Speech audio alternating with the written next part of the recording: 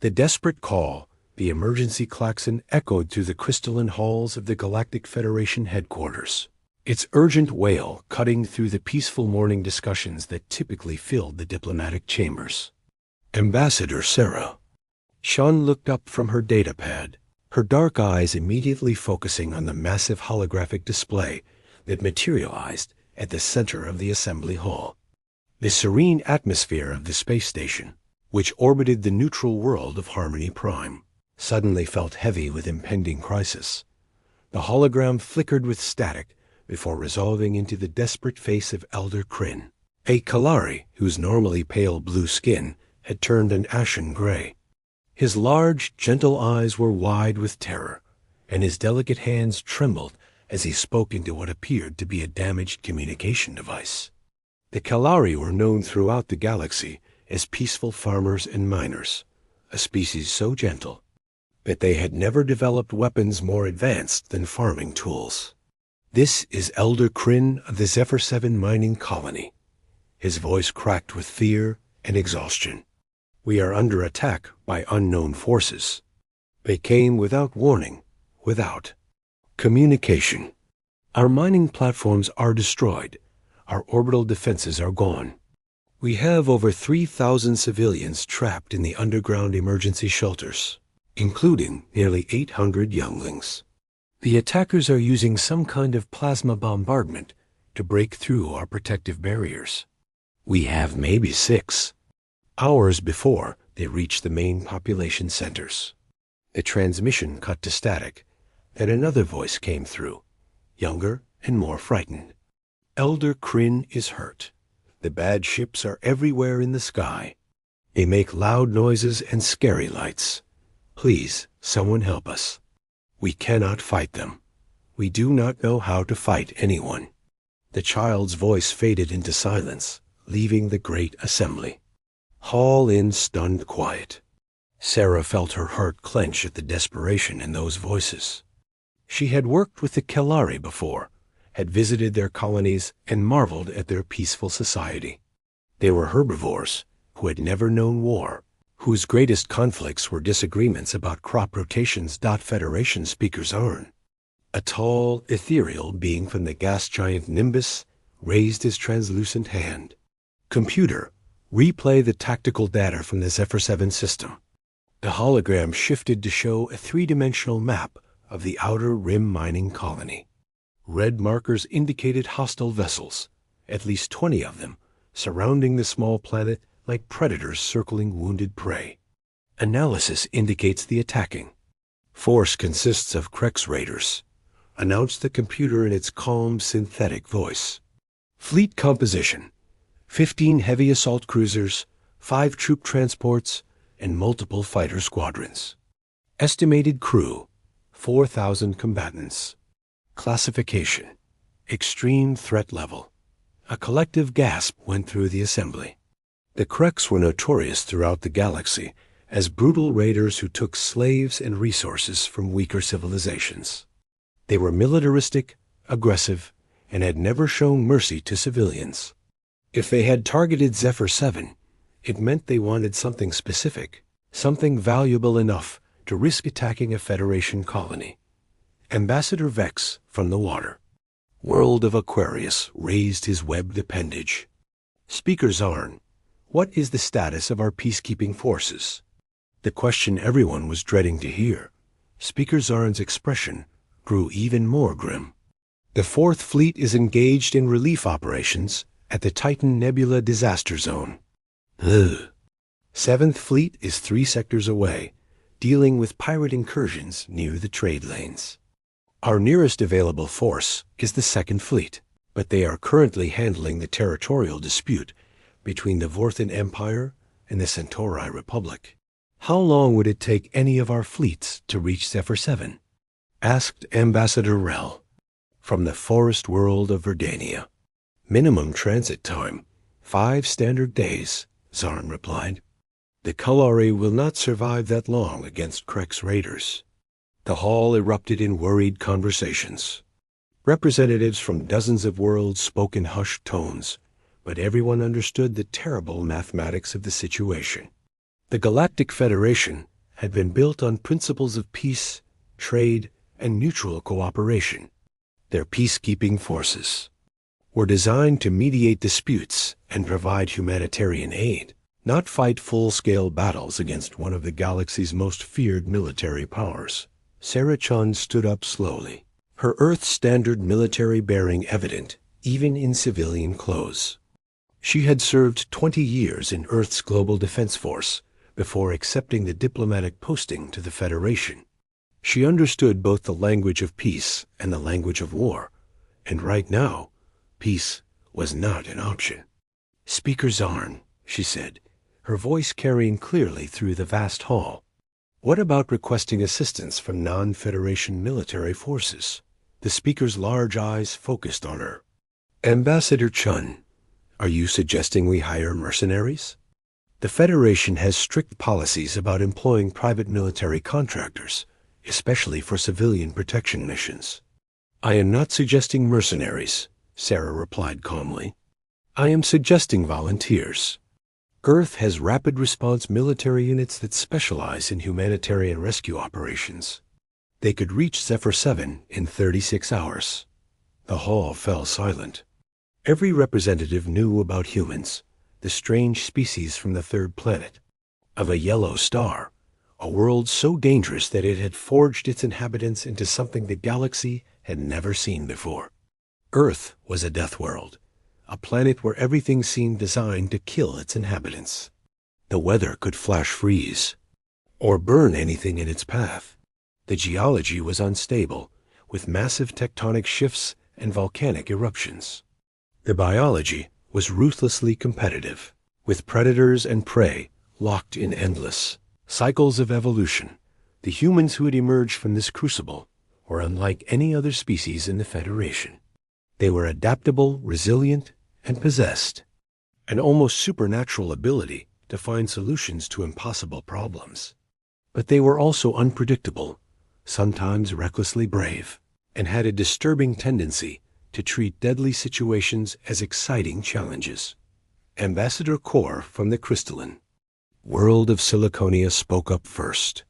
"Ambassador Chun, while we respect human capabilities, are you certain they would be appropriate for this mission? The Kelari are extremely fragile by galactic standards. Their bone density is 1/10 that of humans. Their cardiovascular systems cannot handle sudden pressure changes or high-gravity environments. One careless action by a human could accidentally injure or kill a Kelari civilian." Sarah nodded respectfully. "Ambassador Kor, I understand your concerns. However, I would like to point out that human military units have successfully conducted joint operations with over 40 different species, including several that are even more fragile than the Kelari. Our combat medics are trained in xenobiology and carry medical supplies compatible with most known physiologies." "But what about their methods?" pressed Ambassador Thek from the desert world of Aridus. "Humans are known for their aggressive tactics. They solve problems through overwhelming force rather than careful planning. The Kreks may respond to human aggression by accelerating their timetable and killing the hostages." "With respect, Ambassador Thek," Sarah replied, "careful planning is a luxury we do not have. In 6 hours, 3,000 Kelari civilians will be dead or enslaved. The Kreks do not negotiate. They do not show mercy. The only language they understand is superior firepower applied with precise timing." Speaker Zarn raised his hand for silence. "Ambassador Chun, even if we agreed to this proposal, how would we contact Earth's military forces? Human representatives are not permanently stationed at Federation headquarters." Sarah was ready for this question. "Speaker, I can have a direct communication link to Earth's Rapid Response Command within minutes. They maintain a 24-hour watch specifically for humanitarian emergencies like this one." The Great Hall buzzed with conversation as representatives debated among themselves. Sarah could hear fragments of the discussions. Concerns about human unpredictability, arguments about Federation neutrality, desperate searches for alternative solutions that everyone knew did not exist. Finally, Elder Morn from the ancient world. Oph Kronos stood up. His species had been part of the Federation for over 1,000 years, and his words carried enormous weight. My friends, we are debating philosophical questions while children are dying. I have studied human military history. Yes, they are aggressive. Yes, they are dangerous. But they are also remarkably effective at protecting civilians under impossible circumstances. More importantly, they volunteer for these missions not for profit or glory, but because they believe it is the right thing to do. Asterisk. Elder Morin speaks wisdom, agreed Ambassador Chun. Humans have a saying, the only thing necessary for evil to triumph is for good people to do nothing. We are good people. We cannot do nothing. Speaker Zarn looked around the hall, gauging the mood of the assembly. All in favor of requesting volunteer assistance from Earth's military forces? Hands, appendages, and various alien limbs rose throughout the hall. Opposed? Only a handful of representatives abstained. The motion carries. Ambassador Chun, please contact your people immediately. Sarah activated her personal communication device, its quantum entanglement transmitter connecting instantly to Earth despite the vast distance. The face that appeared on her screen was weathered, scarred, and absolutely determined. Commander Marcus Reeves had the kind of eyes that had seen too much combat but still burned with the desire to protect innocent people. Commander Reeves. This is Ambassador Chun. We have a situation. Ma'am, I've been monitoring Federation emergency channels. Zephyr 7, Kalari civilians, Krex raiders. My team is already prepping for deployment. We can launch in 30 minutes. Sarah felt a surge of pride in her species. This was why humans were called Deathworlders, not just because they came from a dangerous planet, but because they ran toward danger when others needed help. Commander, you understand the risks? 20 Krex ships, 4,000 enemy combatants, and you will be going in with a single team. Marcus Reeves smiled, expression that somehow managed to be both reassuring and terrifying. Ma'am, those are the kind of odds that make things interesting. We will bring those people home. The communication ended, and Sarah turned back to the assembly. Speaker Zarn, Earth's Rapid Response Team will reach Zephyr 7 in 36 hours. I suggest we prepare emergency relief supplies and medical aid for the survivors. As the hall erupted in activity, Sarah allowed herself a moment of hope. Somewhere in the depths of space, Marcus Reeves and his team were already accelerating toward an impossible mission. They were outnumbered 1,000 to 1, facing an enemy known for showing no mercy, racing against time to save people they had never met. They were human. They would find a way. Asterisk. Deathworlders in action.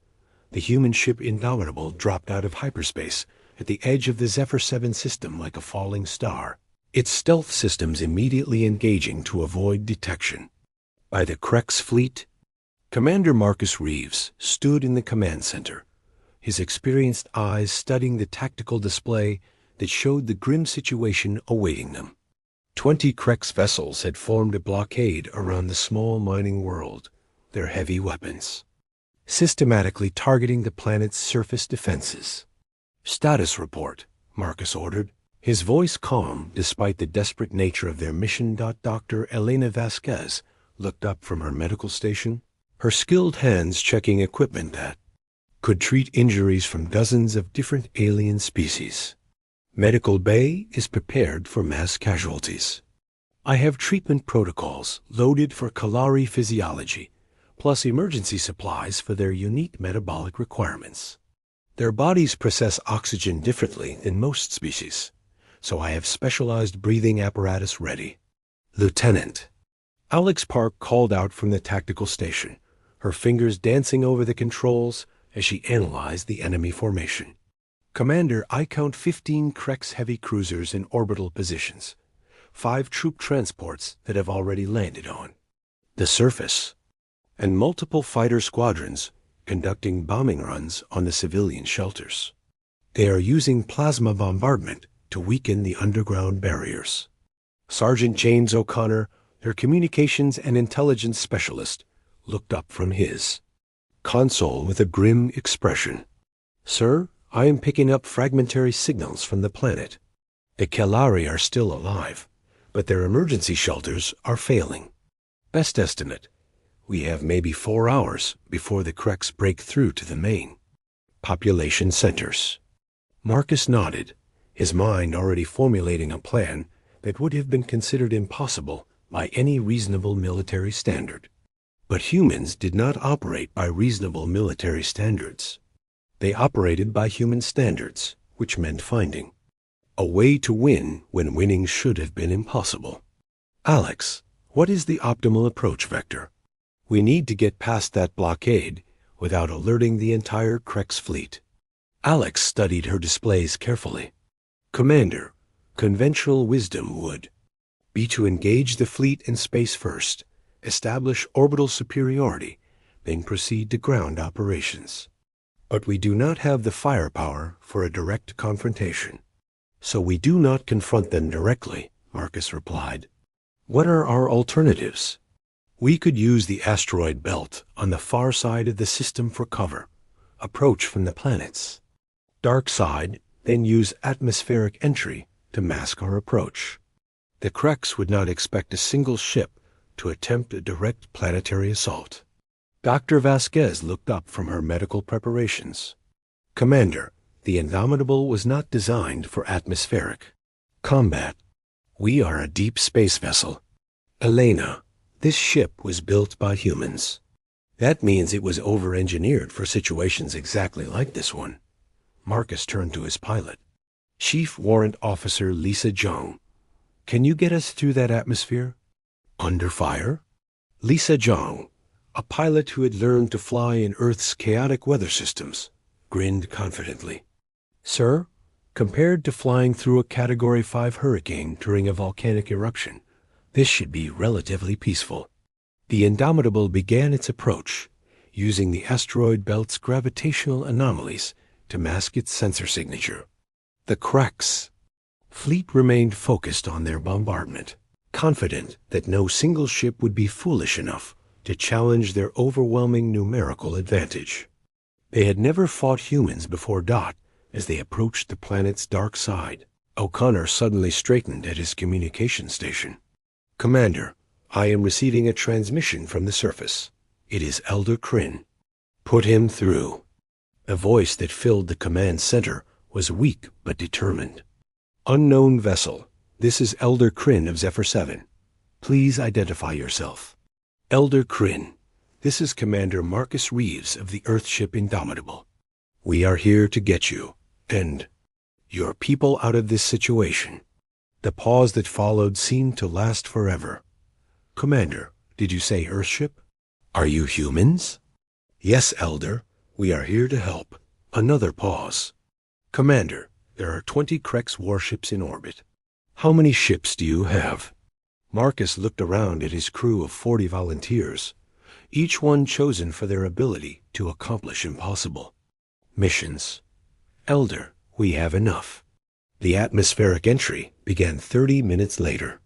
The Indomitable screamed through Zephyr 7's thin atmosphere like a meteor, its hull glowing with heat as it dove toward the planet's surface. Kreks fighters scrambled to intercept, but Lisa Zhang's piloting skills, honed in Earth's unforgiving skies, allowed her to outmaneuver ships that should have been faster and more agile. "Incoming missiles," Alex reported calmly. "Deploying countermeasures." The human ship's defensive systems, designed to handle everything from asteroids to solar flares, easily defeated the Kreks' weapons. The enemy had never encountered defensive technology that assumed everything in the universe was trying to kill you. "Landing zone secured," Zhang announced as the ship touched down near the main civilian shelter. "We are taking fire from multiple positions, but the ship's armor is holding." Marcus activated the ship-wide communication system. "All teams, this is the commander. Mission parameters are simple. Eliminate the Krex threat, protect the civilians, and get everyone home alive. Remember, the Kalari are extremely fragile compared to us. Treat them like they are made of crystal, because they basically are. The rear bay of the Indomitable opened, and 40 humans emerged into the alien afternoon. The air smelled of smoke and ozone from the plasma bombardment. But Marcus's team moved with the calm efficiency that made human. Rapid response units legendary throughout the galaxy. Dr. Vasquez led her medical team toward the shelter entrances, where Kalari civilians were huddled in terror. The aliens looked up at the approaching humans with wide, frightened eyes. To them, humans appeared massive and dangerous, like predators from their worst nightmares. But Elena's gentle voice and careful movements quickly reassured them. Elder Kryn, I am Dr. Elena Vasquez. I am here to help treat your wounded. She knelt down to the elderly Kalari's level, making herself appear less threatening. I have studied your people's medical needs. I can help. Elder Kryn's large eyes filled with tears. Dr. Vasquez, we have never seen beings like you before. You move like hunters, but your words are kind. We are hunters, Elder Kryn, but we hunt those who would harm innocent people. Meanwhile, Lieutenant, Alex Park was leading her tactical team through the ruins of the mining colony's industrial district. The Krex had established fortified positions around the civilian areas, using their superior numbers to maintain siege positions. They expected any rescue attempt to be a conventional military operation that they could easily defeat. They were not expecting. Alex Park. Alex had trained in urban combat environments on a world where the buildings themselves could collapse without warning, where earthquakes could reshape the battlefield in seconds, where a wrong step could drop you into a volcanic fissure. Fighting in the ruins of an alien mining colony was almost relaxing by comparison. Team 2, flank left through the processing facility. Team 3, establish overwatch on the elevated positions. Team 4, prepare breaching charges for the main Krex stronghold.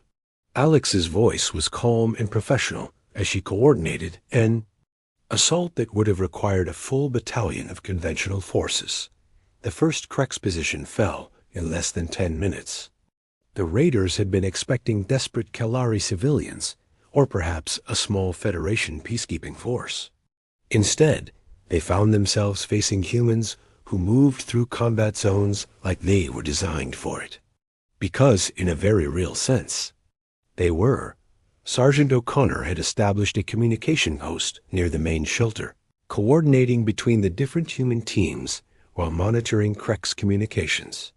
His training in electronic warfare, learned in an environment where solar storms regularly disrupted all technology, allowed him to not only intercept enemy communications, but actively disrupt their coordination. Commander, I have hacked into the Krex command network. They are requesting reinforcements from their orbital fleet. Estimate 15 minutes before enemy fighters arrive to support their ground forces. Understood, Sergeant. Alex, status report. Alex's voice came back over the radio, calm despite the sound of weapons fire in the background. Commander, we have cleared 3 of the 5 Krex strongholds. Estimate another 20 minutes to eliminate the remaining positions. Too long. We need those positions cleared before their air support arrives. Marcus made a decision that would have seemed insane to any other species. All teams, accelerate the timetable. Implement Protocol 7. Protocol 7 was a human military doctrine that most other species considered to be controlled insanity. It involved abandoning all defensive positions and conducting a simultaneous assault on all enemy positions at once, relying on speed, surprise, and overwhelming aggression to carry the day. What followed was a demonstration of why humans were called Deathworlders. 40 humans, operating in perfect coordination, launched synchronized attacks against 200 Krex raiders who had been confident in their superior numbers and defensive positions. Dr. Vasquez continued treating Kalari civilians even as plasma bolts flew overhead.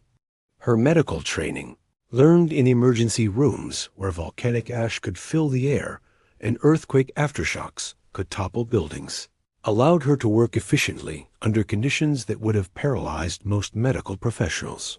Lieutenant Park's tactical teams moved through the Krex positions like a force of nature, adapting to changing conditions with the fluid grace of predators who had evolved on a world where adaptation meant survival and failure meant extinction.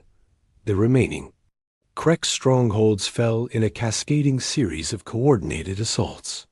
The raiders, who had been expecting a siege, found themselves fighting a battle that moved too fast for their tactical doctrine to handle. When the Krex fighters finally arrived from orbit, they found their ground forces eliminated and their landing zones occupied by humans who had somehow transformed a desperate rescue mission into a total victory. This is general facts of the Krex raider fleet. A harsh voice crackled over the communication channels. Humans, you have interfered with Krex operations. Withdraw immediately or face the consequences.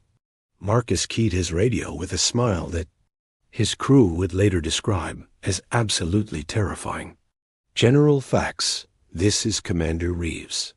You have attacked Federation civilians. You have exactly 60 seconds to begin withdrawing from this system, or I will be forced to demonstrate why humans are called Deathworlders. You have one ship against 20 human. You are outnumbered and outgunned. General, you have obviously never fought humans before. Let me explain something to you. We do not count the odds. We count the civilians who need protection.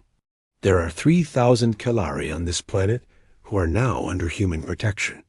If you want to take them, you will have to go through us first. The silence that followed stretched for nearly a minute. Then, to the amazement of everyone monitoring the communication, the Krex fleet began withdrawing to the edge of the system. Commander, O'Connor called out in disbelief. They are actually leaving. Of course they are, Sergeant. The Krex are bullies who prey on the weak. They have no interest in fighting someone who might fight back effectively. 3 hours later, the Indomitable lifted off from Zephyr 7, carrying 3,000 grateful Kalari civilians to safety.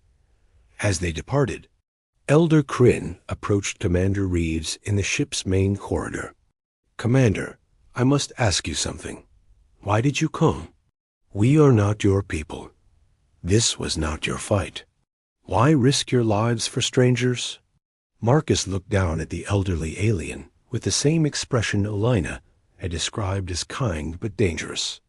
Elder Kryn, there is an old human saying, the only thing necessary for evil to triumph is for good people to do nothing. We came because it was the right thing to do. As the Indomitable jumped back to hyperspace, carrying its precious cargo of survivors to safety, the galaxy began to understand something new about the species from the death world called Earth. They were dangerous, yes. They were unpredictable, certainly. But they were also the kind of people who would fly across the galaxy to protect strangers, face impossible odds without hesitation, and find a way to win when winning should have been impossible. The Kalari would never forget the day the Deathworlders came to save them. Neither would the galaxy. Asterisk.